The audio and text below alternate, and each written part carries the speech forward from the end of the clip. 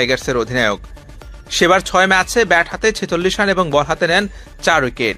2024 সালে আবুধাবি টি10 লিগের 8ম আসর মাঠে গড়াবে 21 নভেম্বর থেকে।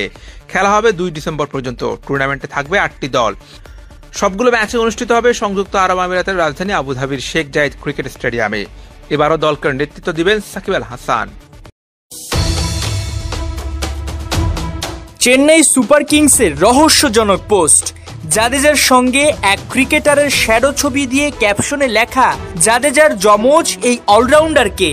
এমন পোস্টে অনেকেই শ্যাডোর সঙ্গে মিল খুঁজে নিচ্ছেন সাকিব আল হাসানের। কমেন্টে নিজেদের মতামত জানিয়ে লিখছেন চেন্নাইয়ের জার্সিতে খেলতে যাচ্ছেন টাইগার অলরাউন্ডার। ইন্ডিয়ান প্রিমিয়ার লিগে এর আগে 6 বার কলকাতা নাইট রাইডার্সের হয়ে খেলেছেন সাকিব। এছাড়া সানরাইজার্স হায়দ্রাবাদের হয়েও 2 বার মাঠ মাতিয়েছেন বিশ্বসেরা এই অলরাউন্ডার। যদিও গেল আইপিএল এ নিলামে দল পাননি, তবে শেষ সময় তাকে কেকেআর ডাকলেও না বলে দেন সাকিব। তবে সম্প্রতি ইন্টারন্যাশনাল টি20 থেকে অবসরে যদি কিন্তুতে আইপিএল এ খেলার সুযোগ বেশি তার।